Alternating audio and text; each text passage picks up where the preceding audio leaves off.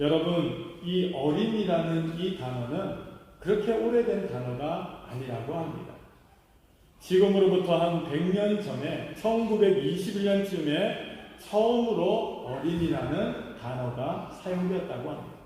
그 전까지는 어린이라고 부르지 않고 뭐라고 부르느냐? 어린 놈, 그 다음에 어린 것, 애새끼, 이런 식으로 아이들을 좀 낮춰 부르는 경향이 있었다는 거죠. 지금은 아이들 한 명 한 명이 너무너무 소중합니다. 그러다 보니까 아이들을 대하는 것과 아이들에게 해주는 것이 완전히 달라요. 예전에는 어른 중심의 사회였다면 지금은 아이 중심의 사회라는 거예요. 여러분, 가정에서 누가 제일 높습니까? 아이들이 제일 높아요. 부모보다 아이들이 더 높다는 거예요. 아이들 위주로 가정이 돌아가지 부모님 위주로 돌아가는 가정들은 잘 없다는 거예요. 모든 스케줄을 아이에게 맞춥니다. 그리고 여러분, 아이에게 전폭적인 지지를 보내고 또한 도움을 주는 것이 바로 오늘을 살아가고 있는 우리들의 모습이라는 겁니다. 그런데 여러분, 과거에만 해도 몇십 년 전만 해도 이 아이들은 대접받지 못했습니다. 왜 그랬습니까? 아이들이 너무 많아서. 아이들이 너무 많다 보니까 아이들을 대접하지 않았다는 거예요. 여러분, 그 당시의 모습만 봐도 우리가 20, 30년 전만 봐도 아이들이 참 많았습니다. 요즘처럼 아이들이 없을 거라고 생각을 전혀 못했어요. 그런데 출산율이 떨어지면서 아이들이 점점 사라지고 있습니다. 그렇지만은 지금도 많은 아이들이 있는 곳이 있습니다. 여러분, 잘 사는 선진국의 아이들이 많을까요? 아니면 좀 못 사는 후진국의 아이들이 많을까요? 후진국이 훨씬 많습니다. 여러분, 후진국에 가면 아이들이 너무너무 많아요. 제가 필리핀에 가보니까, 선교지 가보니까 아이들이 얼마나 많은지 모릅니다. 아이들이, 이 조그만 아이들, 한 7살 된 아이들이 깐난 아이들을 등에 업고 돌아다닙니다. 학교도 안 가고, 학교도 못 가는 아이들이 많습니다. 워낙 아이들이 많다 보니까 여러분, 오전반, 오후반 학교를 나누어서 수업을 한다고 합니다. 그만큼 아이들이 많아요. 여러분, 꼭 우리나라 한 40년 전의 모습 같지 않습니까? 한 40년 전에 우리나라도 그랬습니다. 아이들이 너무 많아서 오전반 수업하고 오후반 수업 따로 했습니다. 그만큼 보면 아이들이 많았는데 요즘은 아이들 찾아보기가 얼마나 힘든지 모릅니다. 여러분, 예수님 당시에도 마찬가지입니다. 예수님 당시에도 아이들이 참 많았습니다. 그런데 아이들이 대접을 받지 못하고 살았다는 겁니다. 아이들이 무시당하고 함부로 취급받는 당시의 모습이었다라고 성경은 말씀하십니다. 여러분, 가장 두드러지는 예로 바로 사람의 수를 헤아릴 때 아이는 사람의 수에 끼지 못했다는 거예요. 예수님 당시에는 여자와 노인과 아이는 숫자로 취급도 하지 않았다. 오로지 남자만 숫자에 들어간다는 거예요. 그래서 여러분 생각해 보시고 성경 말씀에도 보면 여러분, 이 보리떡 5개와 물고기 2마리로 5,000명을 먹이셨다라는 내용 가운데 이 5,000명은 남자만 가리키는 숫자라는 거예요. 노인과 아이와 여자는 이 숫자에 들어가지 못했다는 거예요. 그만큼 사람 취급을 못 받았다는 거예요. 그래도 좀 어른들은 괜찮습니다. 하지만 아이들은 여전히 보면은 사람 취급을 받지 못하는 그러한 시대였다라고 말할 수 있습니다. 아이들을 제대로 인정하지 않는 것은 예수님의 제자들도 마찬가지였다라는 겁니다. 그러기에 어린아이들을 예수님께 데리고 오는 그 사람들을 보고 이 제자들이 막 꾸짖었다라는 거예요. 왜 아이들을 예수님에게 데려왔느냐? 아니, 바쁘신 예수님에게 왜 아이들을 데리고 와서 기도해달라고 그러고 축복해달라고 하느냐? 이 제자들이 막았다라는 거예요. 예수와 자기들이 얼마나 바쁜데 어린아이까지 데리고 와서 귀찮게 하느냐라고 그들을 꾸짖었다라는 겁니다. 하지만 예수님은 어떻게 하셨습니까? 예수님은 제자들과 마찬가지로 아이들을 데려온 사람들을 야단치셨습니까? 아니었다라는 거예요. 오히려 예수님께서는 어린아이들을 데리고 온 것에 대해서 꾸짖는 제자들을 책망하셨다는 거예요. 왜 아이들을 나에게 나오는 것을 너희들이 막느냐라고 말씀하셨다는 겁니다. 예수께서 보시고 노하시어 이르시되 어린아이들이 내게 오는 것을 용납하고 금하지 말라. 하늘에 하나님의 나라가 이런 자의 것이니라 라고 말씀하고 계신다는 겁니다. 예수님께서는 아이들이 예수님께로 오는 것을 막지 않으셨습니다. 그리고 아이들을 향하여서 뭐라고 말씀하셨습니까? 하나님의 나라가 이런 자들의 것이니라 라고 말씀하십니다. 어린아이와 같지 않으면 여러분 천국에 들어갈 수 없다라고 말씀하십니다. 천국은 누구의 것이냐? 어린아이와 같은 것이, 사람의 것이 바로 천국이다라고 말씀하고 계신다는 겁니다. 다른 사람들은 제자들까지도 다 어린아이들을 무시하고 함부로 대했지만은 예수님께서는 하나님의 나라가 그들의 것이다라고 선포하셨다라는 겁니다. 어린아이를 하나님의 나라의 주인으로 받아주셨다라는 겁니다. 그래서 오늘은 어린이 주일을 맞이하여서 하나님의 나라의 주인인 이 어린아이들을 어떻게 대해야 하는지를 우리는 말씀을 통하여서 함께 나누기를 원합니다. 오늘 말씀에 나오는 제자들의 모습도 너무나도 안타깝습니다. 너무나 무기력해서 귀신 들려 고통당하고 있는 아이에게 아무런 도움이 되지 못하였다는 겁니다. 한 아버지가 예수님 앞에 나왔습니다. 예수님을 만나기 이전에 누구를 만났느냐? 남겨진 제자들을 만났다는 겁니다. 그리고 이 아이는 아픈 아이였다는 겁니다. 이 아픈 아이를 데리고 예수님을 만나서 이 아이를 고침받기 위해서 부모님은 정말 간절한 마음으로 이 아이를 데리고 나왔다는 겁니다. 그런데 예수님이 그때 당시에 예수님이 계시지 않아서 예수님의 제자들에게 이 아이를 고쳐주시옵소서라고 부탁하고 있었다는 겁니다. 그런데 이 예수님의 제자들이 이 아이를 고치기 위해서 기도도 해보고 모든 방법을 동원했음에도 불구하고 이 아이가 고침받지 못했다는 겁니다. 오늘 본문의 말씀에 보면 이 아이의 질병은 여러분 무엇입니까? 간질이었다라고 말합니다. 간질병에 걸린 아이였다라는 겁니다.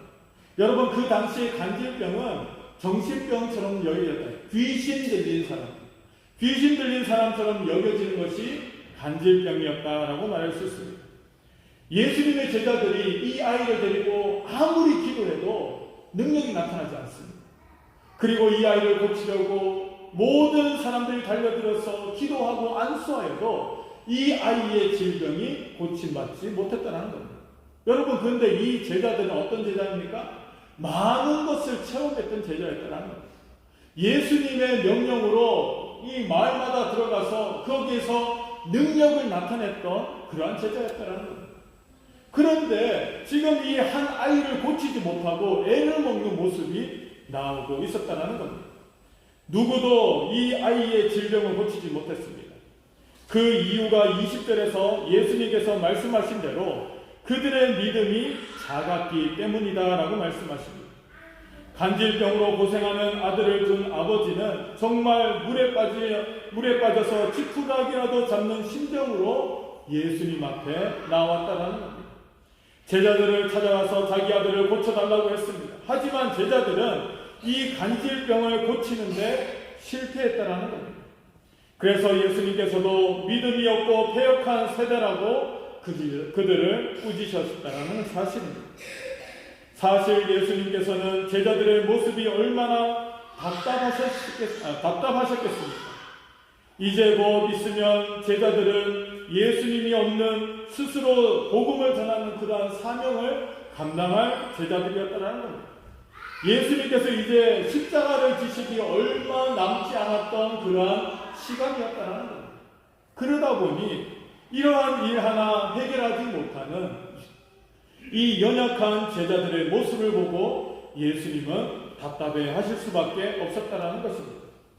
그런데 문제는 오늘 말씀에 나오는 제자들이 바로 오늘 우리의 모습이 아니냐 하는 그다음 문제라는 겁니다. 15절을 보면은 간질병에 걸린 아들을 둔 아버지가 예수께 하는 말이 나오고 있다는 겁니다. 마태복음 17장 15절 말씀에 보면은 주여 내 아들을 불쌍히 여기소서 그가 간질로 심히 고생하여 자주 불에도 넘어지며 물에도 넘어지나이다 라고 말씀하고 있습니다. 물론 이 사람은 자기 아들이 간질병 때문에 실제로 어떤 고통을 겪고 있는지를 이야기하고 있었다는 겁니다. 그래서 간질병에 걸린 자녀가 없으면 그냥 넘어갈 수도 있다는 겁니다. 하지만 이 사람의 말을 우리는 다시 한번 살펴보아야 할 줄로 믿습니다. 여러분, 우리 가운데 우리 자녀들이 안타까운 일을 겪지 않는 아이들이 누가 있겠습니까? 우리 자녀들이 건강하면 좋은데 건강하지 않는 자녀들도 있습니다. 여러분, 마음이 닫혀져 있는 자녀들도 있습니다. 아니면 예수를 믿지 못하고 세상에서 당하는 자녀들도 있다는 겁니다. 여러 아이들이 하나님 보시기에 아픈 아이들이 얼마나 많은지 모릅니다. 여러분, 요즘 정신과에 가면은 청소년들이 참 많이 온다고 합니다. 요즘 아이들이 너무나도 연약하여서 작은 일에도 마음이 상하여서 이 정신과에 와서 치료를 받지 않고 상담을 받지 않으면은 견디지 못하는 아이들이 참 많다고 합니다. 여러분, 그것이 다른 아이들의 이야기가 아니라는 것입니다. 오늘 살아가고 있는 부모된 우리들은 여러 가지 자녀들의 문제가 우리 가운데 있다는 겁니다. 오늘 이 아버지는, 이름 없는 이 아버지는 자녀의 질병 때문에 예수님 앞에 나왔습니다. 그 질병은 그 당시에 고칠 수 없는 질병이었다는 것입니다. 간질병은 지금도 고치기 어려운 그러한 질병입니다. 하지만 그 당시에는 아예 고칠 생각조차 할 수 없는 그러한 무서운 질병이었다는 겁니다. 모든 방법을 동원해봤지만 고치지 못하였던 그 아버지는 마지막 심령으로 예수님 앞에 나왔다는 것입니다. 사랑하는 성도 여러분, 이 아버지는 정말 마지막 지푸라기라도 잡는 심정으로 예수님 앞에 나왔습니다. 그리고 예수님에게 이 아이를 맡겼다는 사실입니다. 여러분, 우리들도 우리 자녀들을 돌아볼 수 있어야 될 줄 믿습니다. 여러분, 우리들 자녀들의 상태가 어떤지 우리가 잘 알고 있습니까? 오늘 우리 자녀들이 무슨 고민이 있고 어떤 어려움이 있는지 여러분들 잘 알고 있습니까? 저에게도 아들이 2명이 있지만은 여러분, 저는 보통 우리 아이들의 마음을 잘 모르겠습니다. 무슨 생각을 하고 무슨 염려가 있고 어떤 걱정 가운데 살아가는지, 무엇을 원하고 무엇이 필요하고 완벽하게 알 수는 없다는 거예요. 그냥 의뢰없이 이 아이가 무엇이 필요하구나 이런 것들을 생각만 하지, 정말 이 아이들이 무엇이 정말 간절히 필요한지에 대해서 잘 알지 못할 때가 많다라는 겁니다. 어디가 아픈지, 어디가 마음에 이 문제가 있는지, 왜 얼굴이 밝지 못하고 이렇게 보면 어두운 기가 있는지 알지 못할 때가 너무나도 많다라는 겁니다. 여러분, 자녀들을 키우다 보면은 이런 일들이 너무 많습니다. 그런데 여러분, 우리는 어떠한 방법으로 이 아이들의 마음을 채워주려고 하고 있습니다. 물질을 많이 주고 용돈을 많이 주고 좋은 옷과 좋은 핸드폰과 좋은 이러한 것들을 공급해줌을 통하여서 문제가 없는 아이로 기르려고 하는 우리들의 모습이 참 많다라는 겁니다. 그런데 여러분, 그런 것들이 채워져도 문제없는 아이들이 없다라는 겁니다. 여러분, 부잣집 아이들이 문제가 없겠습니까? 부잣집 아이들도 문제가 다 있어요. 가난하다고 문제가 많은 것이 아니고 부자라고 해서 문제가 적은 것이 아닙니다. 여러분, 누구나 다 자녀들만의 문제가 다 있다는 거예요. 여러분, 오늘 이 아버지는 간절한 마음으로 예수님 앞에 나왔습니다. 예수님께서 이 아이를 정말 고쳐주실 수 있다는 확신을 가지고 예수님 앞에 나왔다는 거예요. 여러분, 우리도 오늘 주님 앞에 나왔습니다.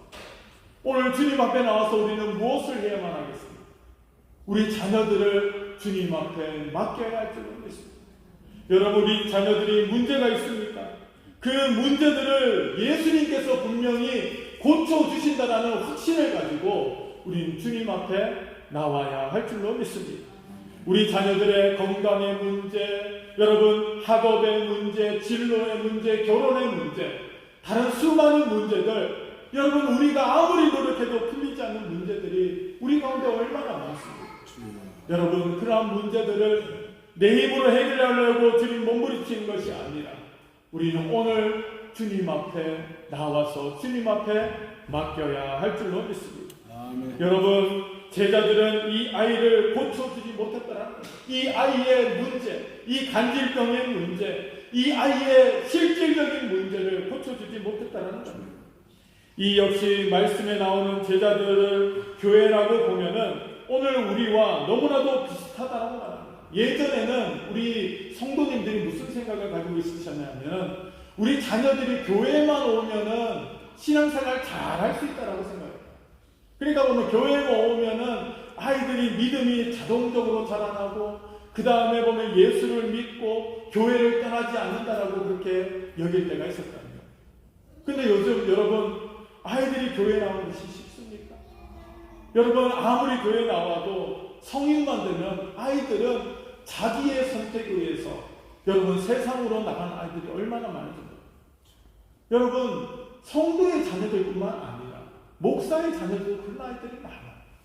목사들 자녀들, 여러분 장로님들, 권사님들, 여러분 이 중직자들 가정의 자녀들도 마찬가지예요. 여러분 그게 우리들 마음대로 안 돼요. 하나님의 뜻대로 이 교회 안에서 자라온 아이들도 성인이 되면은 요즘 아이들은 자기의 선택에 의해서 살아가는 아이들이 참 많다는 거예요. 상관하지 말라는 거예요. 여러분 그런 아이들을 우리가 어떻게 이 믿음으로 인도할 수가 있어요? 예전에는 막 때렸어라. 너 교회 안 가면 혼난다. 협박을 하고 너 용돈 안 줄 거야. 아이들이 필요한 것을 끊어버리고 그러면서 아이들을 보면은 교회 나오게 한 적도 있습니다. 근데 여러분 요즘 어떻습니까? 용돈 안 줘도 된다는 거예요. 모아둔 돈이 많다는 거예요. 그만큼 아이들이 돈이 많아요. 우리 집도 아이들이 돈이 많습니다. 용돈 받은 거를 자꾸 보면은 이 통장에 넣어놓다 보니까 저보다 돈이 더 많아요. 여러분 아이들이 물질도 풍요하지요. 여러분 아이들이 이 필요한 것들이 보면 넘쳐나죠. 그러다 보니까 하나님을 의지하려는 마음이 없더라. 그러다 보니까 20살이 되고 성인이 되면은 자기 뜻대로 마음대로 살아간다는 거예요. 아르바이트해서 돈도 벌고 여행도 다니고 신앙생활에 관심이 있는 것이 아니라 세상살이의 신경에 빠져서 거기에 재미를 붙여서 교회 나오지 않는 자녀들이 얼마나 많은지 모릅니다. 여러분 그 자녀들 우리가 고칠 수 있습니까? 없습니까? 우리가 고칠 수 없어요. 우리가 주님 앞에 나와서 기도하고 주님의 도우심을 바라보면서 여러분 그렇게 해야지만이 아이들이 고침받을 수 있다는 거예요. 오늘 이 아버지는 어떠한 마음으로 나왔습니까? 정말 간절한 마음으로 나왔습니다. 정말 주님만이 이 아이를 살릴 수 있다는 마음으로 주님 앞에 나왔습니다. 그리고 하나님 앞에 엎드렸다는 겁니다. 여러분 교회에 아이들을 데리고 나온 것도 중요하지만은 여러분 또 어떤 것이 중요합니까? 가정생활이 중요하다는 겁니다. 가정에서 부모님들이 어떻게 신앙생활하고 어떻게 아이들에게 신앙의 영향력을 보여주는가.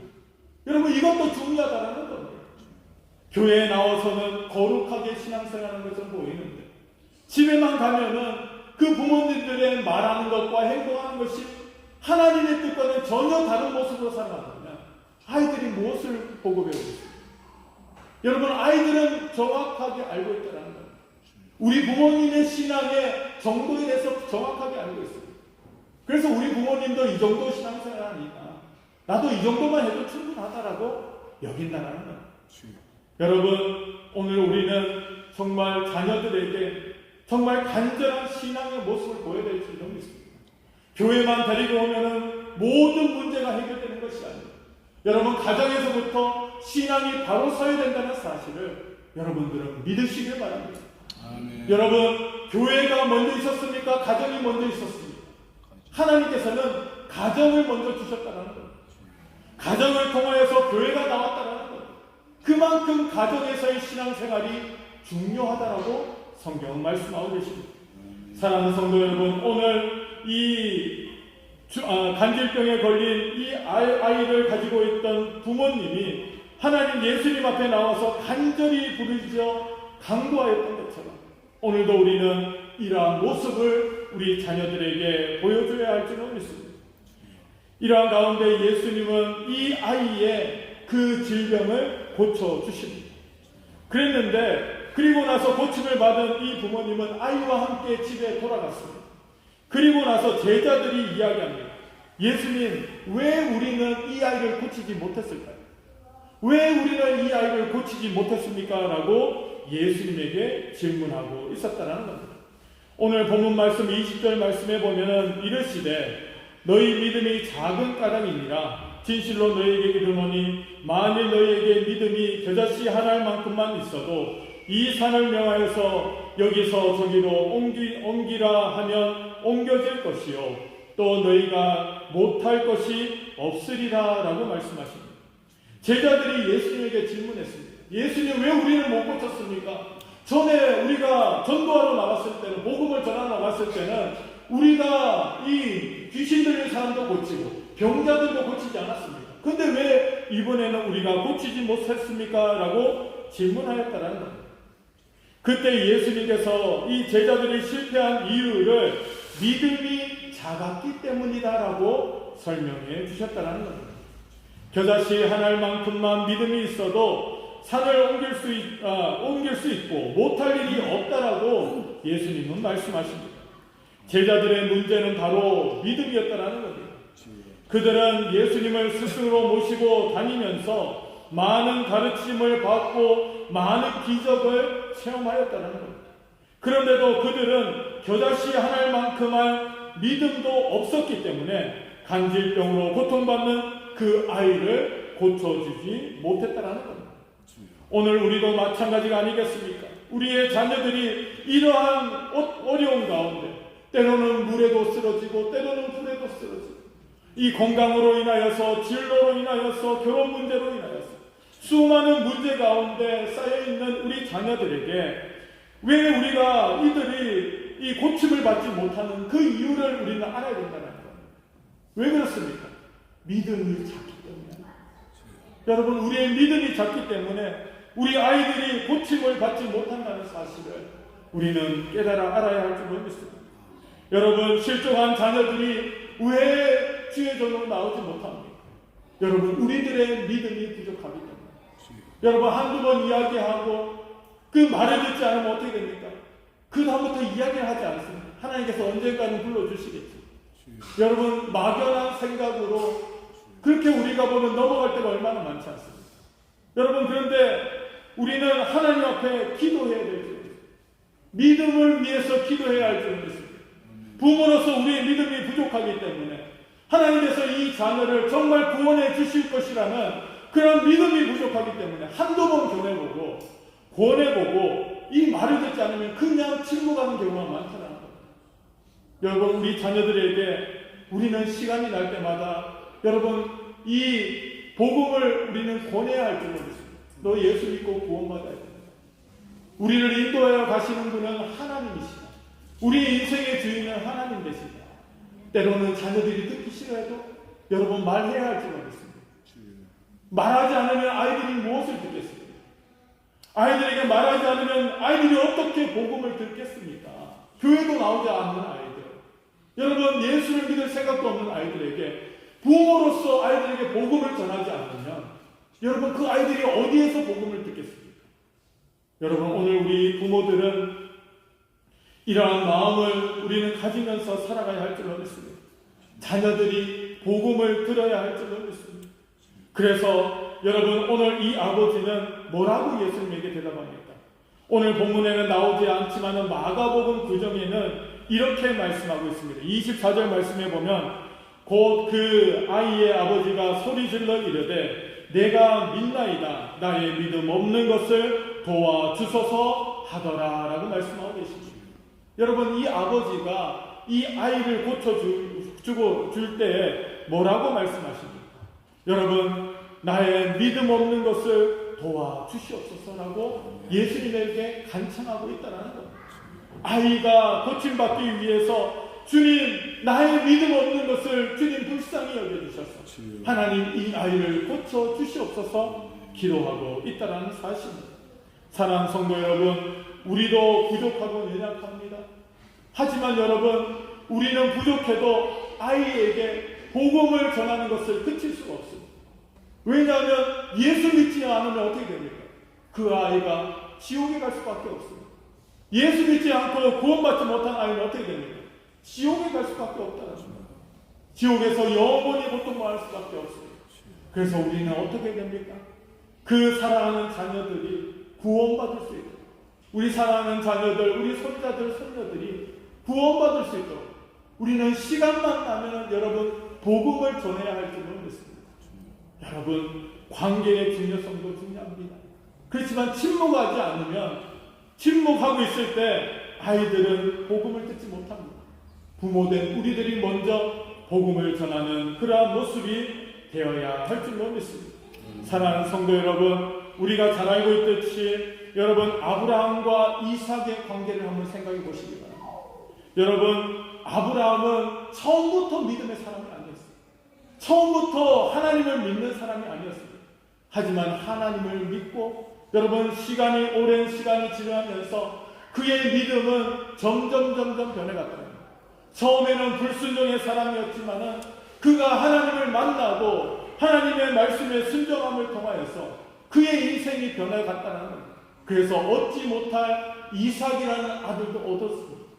그리고 하나님께서 이 이삭을 번제로 드리라라고 명령하셨을 때 아브라함은 그 명령에 순종하였다는 거예요. 여러분 그러한 순종이 어떻게 이루어질 수 있습니까? 그 아브라함의 믿음의 체험이 있었다는 거예요. 하나님께서 아들 이삭을 바치라고 하신 데는 분명한 이유가 있을 것이라는 그 이유를 알았다는 거예요. 그리고 순종하면은 하나님께서 다른 길을 열어주신다라는 확신이 있었다는 거예요. 그러한 마음으로 아브라함은 이삭을 정말 하나님 앞에서 번제물로 드리려고 했다는 거예요. 하나님께서는 그러한 아브라함의 마음을 아시고 이 아들 이삭을 대신하여서 어린 양을 준비해 주셨다는 거예요. 그래서 아브라함이 믿음의 조상이 되었다는 거예요. 여러분 우리들도 마찬가지입니다. 우리도 이러한 부모의 모습을 보여줘야 될 줄로 믿습니다. 우리는 가정에서 자녀들에게 정말 믿는 부모로서 이 바른 모습을 보여줘야 될 줄로 믿습니다. 우리 자녀들의 믿음은 부모가 책임져야 된다는 사실을 알고 우리는 오늘도 우리는 이 말씀을 붙들고 우리는 하나님 앞에 기도하는 부모들이 되어야 할 줄로 믿습니다. 이 한 아버지가 자녀가 고침받기를 간절히 원하는 마음으로 그 자녀를 데리고 예수님 앞에 나와서 예수님 앞에 간구하였을 때 예수님께서는 그 간구를 들어주셨다는 겁니다. 사랑하는 성도 여러분, 오늘 우리 사랑하는 자녀들이 예수를 잘 믿으면 너무나도 복받은 줄을 여러분들 믿으시기 바랍니다. 여러분 우리 자녀들이 믿다가 낙심하여서 교회 나오지 않고 있다면 여러분 나 자신을 돌아봐야 할 줄 믿습니다. 그리고 우리 사랑하는 자녀들을 위해서 우리 가족들을 위해서 우리는 오늘도 예수님 앞에 나와서 간절히 부르짖어 기도해야 될 줄 믿습니다. 하나님 불쌍히 여겨주시옵소서. 나의 믿음 없는 것을 용서하여 주시고 하나님 이 자녀들 하나님 이 가족들 하나님께서 살려주시옵소서. 우리는 예수님 앞에 간절히 부르짖는 그러한 모습들이 되어야 할 줄로 믿습니다. 사랑하는 성도 여러분, 오늘 이 아버지는 이 자녀의 고침받는 그러한 기적을 체험하였습니다. 우리 사랑하는 성도님들도 마찬가지입니다. 예수님 앞에 나와서 우리가 정말 믿음으로 간절히 부르짖을 때 예수님께서는 우리 자녀들의 문제를 해결하여 주시고 또한 우리 가정의 문제를 해결하여 주시고 하나님께서는 우리를 통하여서 영광 받으실 줄로 믿습니다. 사랑하는 성도 여러분, 이 마음을 우리가 마음에 깊이 새기고 우리 자녀들을 위하여서 우리 가족들을 위하여서 하나님 앞에 간절히 부르짖어 기도할 수 있는 저와 여러분들 되시기를 주님의 이름으로 축원합니다.